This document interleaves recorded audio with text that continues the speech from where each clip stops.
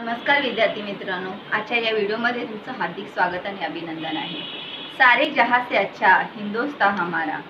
या भारत देशामध्ये विविध धर्माचे, विविध भाषा बोलणारे, विविध पोशाख परिधान करणारे लोक राहतात, परंतु या सर्वांमध्ये एकता आहे। या एकतेमुळे भारत देश हा संपूर्ण देशामध्ये, संपूर्ण जगामध्ये नावाजला गेलेला आहे।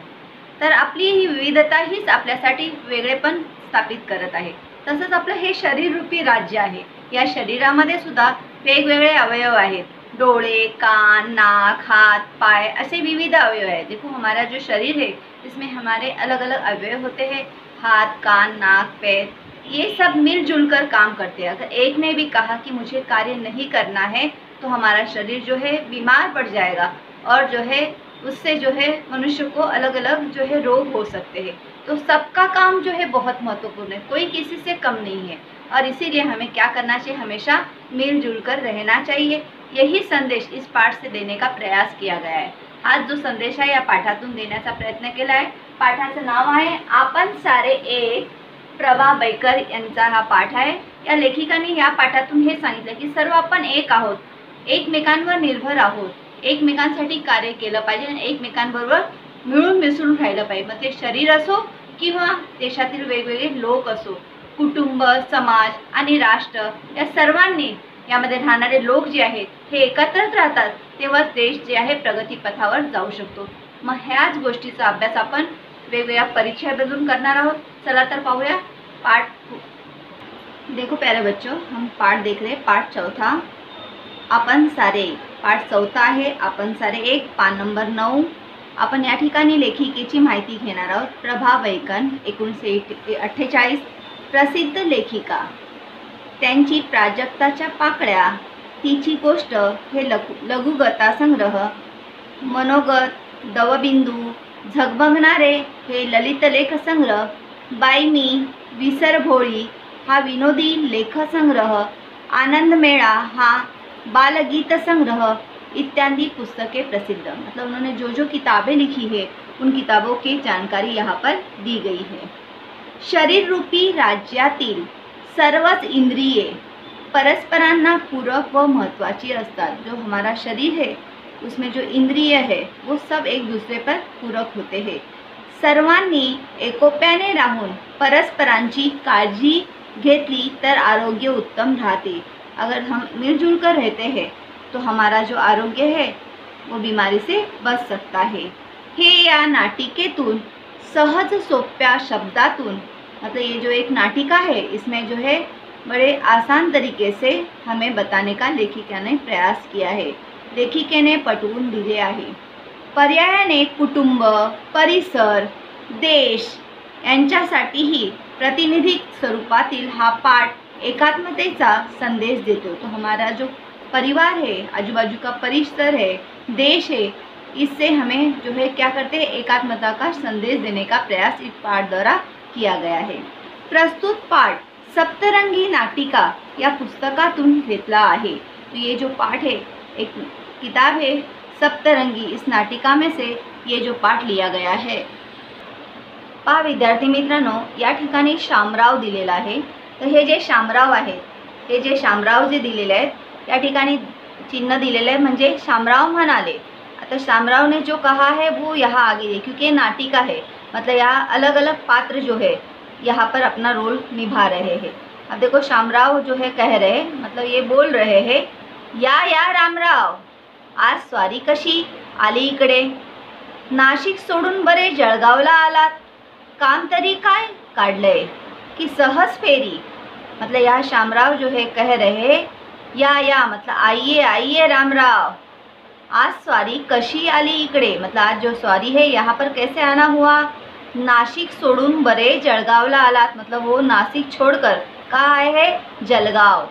काम तरी काय काढलं, कुछ काम निकाला है यहाँ पर कि सहज फेरी, या ऐसे ही आए हो, ऐसे वो पूछ रहे। कौन पूछ रहा है, शामराव।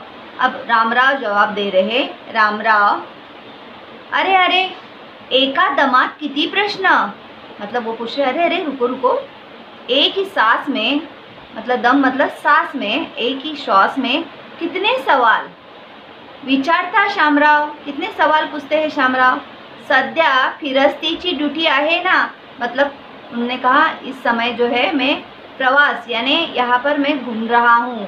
काय करणार बाबा, या पोटासाठी फिरावं लागतं.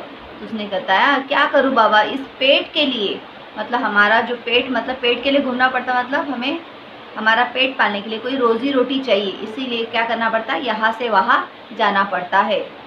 आता पहा, शामराव या ठिकाणी उत्तर देतात आहे. शामराव म्हणाले, शामरावने कहा असं असं, चला तर मग आपण घरी जाऊन पोटपूजा करू.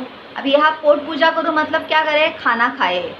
खाना खाने के लिए उन्होंने क्या शब्द इस्तेमाल किया है, पोट पूजा करने. तो उन्होंने कहा ऐसा ही बात है क्या, चलो फिर चलते हैं और घर, और क्या करते हैं, कुछ खा लेते हैं. अब रामराव जवाब देते हैं. रामराव म्हणाले चला चला, कामाचं बघू नंतर. उन्होंने कहा चलो चलो, काम का तो बाद में देखते हैं, आधी पोटोबा मग विठोबा, मतलब पहले पेट बाद में भगवान का नाम लेते हैं. इस तरह से यहाँ पर ये जो है रामराव और शामराव, इन दोनों के बीच में जो है संवाद हो रहा है. दोगे ही जातात, अब देखो दोनों भी जा रहे, ये हमें ब्रैकेट में दिया जाता है, उसमें हमें सूचना होती है और बताया जाता है कि क्या आखिर में हो रहा है. अब उन्होंने बताया दोगे ही जातात. नासिका, नासिका का मतलब होता है नाक. कर्णिका, कर्णिका यानी क्या, कान. नयन कुमार, नयन कुमार का मतलब होता है डोळे, डोळे यानी आँख. जीवाताई यानी जीभ, जीभ यानी जबान. हस्तकराज, हस्तकराज यानी हाथ, मतलब ये हमारे शरीर के जो अवयव है उसके बारे में जो कहा जाता है, उनके बारे में जानकारी दी है. तो अभी यहाँ पर देखो, जैसे नाक बोल रहा है तो हम कहेंगे नासिका, कर्णिका, नयन कुमार, जीवाताई, हस्तकराज. इस तरह से जो है हमारे शरीर के अवयव के बारे में जानकारी दी है. तो अभी हम लोगों ने देखा है कि यहाँ पर नासिका, कर्णिका, नयन कुमार जो है, जीवाताई, हस्तकराज और है ये पदकुमार इत्यादि. पदकुमार यानी पैर, पाय, ये जो है इत्यादी अवयवांचा गमतीदार संवाद सुरू होतो. संवाद मतलब क्या, संभाषण, बातचीत. ये जो है आपस में जो है क्या कर रहे हैं, सब बातचीत कर रहे हैं. अब देखो यहाँ पर कर्णिका, कर्णिका यानी कौन बताओ, कान. इसे क्या कहते हैं, हम कान कहते हैं. कर्णिका यानी कान. अब वो कान कह रहा है काय ग जीवाताई, मतलब जबान से बात करे जो है कि वो क्या कह रहा है, जीभ, ज्याला आपण मराठीमध्ये म्हणतो काय ग जीवाताई, नेहमी तू बडबडत असतेस, हमेशा तू बडबड बडबड करते रहती है, नी आज गप्प गप्प का, और आप चुपचाप चुपचाप बैठी क्यों हो, एवढी उदास का बरे झाली आहेस, इतनी उदास क्यों हुई है. तब जीवाताई जवाब दे रही है. जीवाताई म्हणाली, जबान जो है बात बता रही है, काय सांगू बाई, क्या बताऊँ तुझे, मला या पोटोबा खवय्येची मोठी चीड़ यायला लागली है. अब उसने बताया कि ये जो पेट है ना, जो हमेशा खाते रहता है, इसका मुझे बहुत चीड़ आ रही, बहुत गुस्सा आ रहा है. तब कर्णिका कह रही है, कर्णिका म्हणाली, कर्णिका ने कहा अनती ग का, वो क्यों आ रही तुम्हें चीड़. अब देखो जीवाताई कर्णिके का जवाब दे रही है, क्यों आ रही करके जीवाताई कह रही है. जीवाताई म्हणाली का म्हणून काय विचारतेस, क्या कर कर क्या पूछ रही है, आत्ता मघाशी रामराव शामरावांचं बोलणं ऐकलंस ना तू, अभी थोड़ी देर पहले तूने सुना नहीं, रामराव और शामराव बात कर रहे थे, उनकी बातें. पोटासाठी वन वन हिंडावं लागतं. वो लोग कह रहे थे कि पेट के लिए हमें यहाँ वहाँ घूमना पड़ता है. त्यांना कोणाही माणसाला विचारा, सारी धडपड कशासाठी, तर पोटासाठी. अब किसी भी इंसान से आप पूछ लोगे कि आप इतना कामकाज, इतनी मेहनत क्यों करते हो, तो सबका एक ही जवाब है, हम सारी मेहनत अपने पेट के लिए करते हैं. देखो बच्चों, हम भी जानते हैं कि आज हमारे पापा बहुत दूर तक काम पे जाते हैं, घर के सारे लोग मेहनत करते, तो सब कहते हैं पापी पेट का सवाल है भाई, करना पड़ेगा काम. तो ऐसी लिए जो है जीवाताई को गुस्सा आ रहा है और वो कह रही है की सभी लोग क्या कहते हैं, किस लिए करते हैं, पोटासाठी. आणि त्या पोटोबामुळे आपली ही फरफट होते. और ये पेट के वजह से क्या होता है, लोग यहाँ से वहाँ जाते हैं, दौड़ते रहते हैं पूरे दिन, और हम भी उनके पीछे दौड़ना पड़ता है. तो देखो यहाँ जीवा कह रही है, ने जबान बता रही है, शिवाय मान सम्मान तो सगळा त्याला, और उसको सम्मान भी किसे मिलता है? पेट को ही मिलता है। परवा तर त्याचं माझं भांडणच झालं। परसों के दिन क्या हो पता है आपको? उसका और मेरा झगड़ा हो गया। अब कर्णिका सवाल कर रही है। कर्णिका म्हणाली, कशावरून ग? क्यों, किस वजह से तुम्हारा झगड़ा हो गया? तो जीवाताई ने कहा, अगं दरवेळी आपला तो म्हणेल तेवढं खायची सक्ती असते माझ्यावर। उसने कहा, हर समय वो जितना बोलेगा उतना मुझे खाने पर मेरे पर ज़बरदस्ती होती है। एखाद्या वेळी मला आवडलेला पदार्थ मी जर जास्त खाल्ला की झालं याचं गुरगुरनं सुरू, वैताग नुसता। अब देखो उन्होंने कहा कि अगर मैं कभी कभी मुझे कोई पदार्थ जो है अच्छा लगता है तो मैं पेट भरकर जो है खा लेता हूँ चटके लगाकर। तो पेट में से आवाज़ आती है गुरगुर। गुरगुर मतलब कैसे आवाज़ आने? जो पेट में हमारा बिगड़ जाता है ना तो आवाज़ आती है ना गुरगुर गुरगुर करके। तो ऐसे जो है इसका गुरगुरना शुरू हो जाता है। ये तो एक बहुत मतलब वैताग आता है, कंटाल आता है इसकी आवाज़ सुनकर मुझे। क्यों? इसको सही नहीं लगता है, इसलिए मैं अपनी ज़बान को मुझे खाने के लिए भी सोचना पड़ता है। देखो फिर आगे कर्णिका म्हणाली, खरंच ग बाई, सही बात है। शिवाय हे पोटोबा महाशय नुसतं बसून खातात। और उसने कहा, कर्णिका ने कहा, ये पेट जो है हमेशा जो है बैठकर आराम से खाते रहते हैं, आपल्यासारखं काही काम करत नाही, अपने जैसा कोई कुछ काम नहीं करते हैं कि नहीं? मतलब सही है कि नहीं? कि आलीच बघ नासिका। उसने कहा, देखो अभी कौन आया है? नासिका। नासिका मतलब कौन? नाक। काय ग नासिके, तुला काय वाटतं? उसने कहा कि नासिका आ गई तो उससे सवाल पूछा गया कि तुम्हें क्या लग रहा है? इस तरह से जो है यहाँ पर पहले कर्णिका, जीवाताई ये दोनों आपस में बातचीत कर रहे थे। अब इनके बीच में कौन आ चुकी है? नासिका आई है। अब हम आगे का पैराग्राफ जो देखने से पहले हम देखेंगे इसके शब्दार्थ। पहा विद्यार्थी मित्रांनो, या ठिकाणी शब्दार्थ लिहिलेले आहे। हे शब्दार्थ तुम्ही काय करायचे?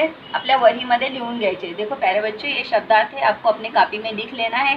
फेरी, फेरी का मतलब होता है फेर फटका, मतलब यहाँ वहाँ घूमते हैं ना, उसको फेरी कहा जाता है। दम मतलब श्वास। फिरस्ती, फिरस्ती म्हणजे प्रवास। अवयव, अवयव म्हणजे शरीराचे भाग। गमतीदार, गमतीदारचा अर्थ होतो मनोरंजक। संवाद, संवाद म्हणजे संभाषण। उदास, उदास म्हणजे खिन्न। धडपड, धडपड म्हणजे खटपट, प्रयत्न। सक्ती, सक्ती म्हणजे जबरदस्ती। गुरगुरणे म्हणजे पोटात गुरगुर आवाज येणे। अशा पद्धतीने संपूर्ण हे जे तुमच्यासमोर शब्दार्थ दिलेले आहे आणि हे शब्दार्थ तुम्हाला वहीमध्ये असेच्या असे लिहायचे आहेत। विद्यार्थी मित्रांनो, या ठिकाणी तुम्हाला परीक्षेमध्ये अशा पद्धतीने प्रश्न विचारलेले असतो, ऐसे सवाल पूछा जाता है जहाँ आप लोगों को पहले सवाल पढ़ना है, उसके बाद जो इसके जवाब लिखने हैं।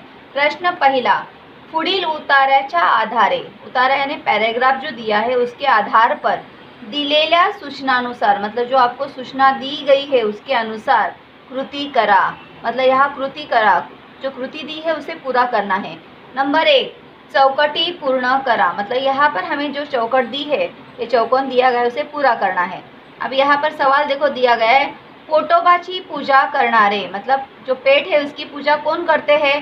तो यहाँ हमें ये 2 चौकोन दिए गए हैं, इन दोनों चौकोनों में हमें लिखना है। तो हम लोगों ने देखा था कि यहाँ पर 2 व्यक्ति जो थे जिनका वार्तालाप चल रहा था, एक थे श्यामराव और एक थे रामराव। तो हमें एक इसमें लिखना है श्यामराव और एक में क्या लिखोगे? रामराव। आता या ठिकाणी तुमच्या लक्षात आलं असेल की या ठिकाणी पोटोबाची पूजा करणारे हे काय आहेत? श्यामराव आणि एक आहे रामराव। तो असे शब्द तुम्हाला या ठिकाणी भरायचे आहेत।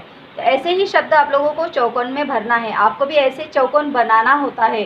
तो अच्छी तरह से, जिस तरह से परीक्षा में दिया जाता है प्यारे बच्चों, वैसे ही हमें ये चौकोन बनाना है। अब प्रश्न दूसरा देखते हैं, पूजा।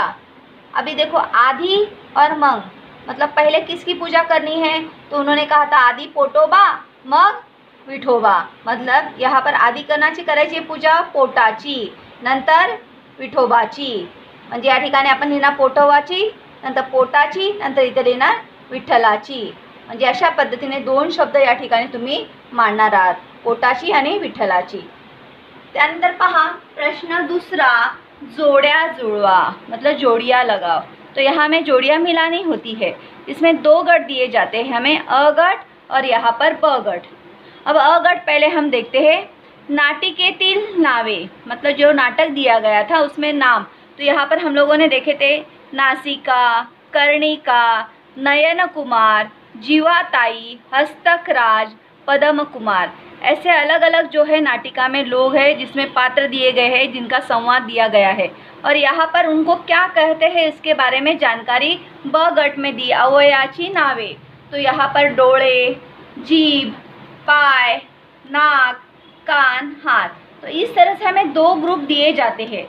लेकिन जब हम परीक्षा में लिखते हैं तो बहुत से बच्चे क्या करते हैं, ये यहाँ से जाके जैसे कि नासिका, नासिका यानी नाक, तो क्या करेंगे, नाक को जाकर इस तरह से लाइन खींचते हैं। ऐसे खींचना नहीं है, हमें क्या करना है, यहाँ पर जो है नाम लिखना है। तो आप क्या करोगे, यहाँ पर जो है नाम लिखोगे। जैसे कि नासिका है तो नासिका का हम क्या लिखते हैं, नाक।